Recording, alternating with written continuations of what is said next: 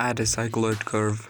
Type 2, radius 2.75. Convert it to mesh and do some simple modeling.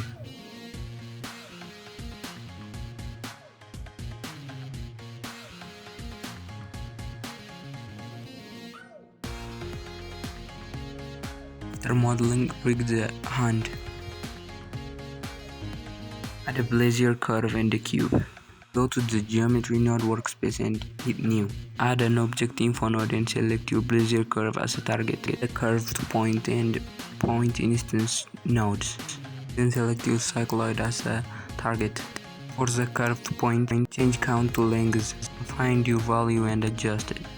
Now add a curve endpoint node. Look at your instance node and change the target to the model hand.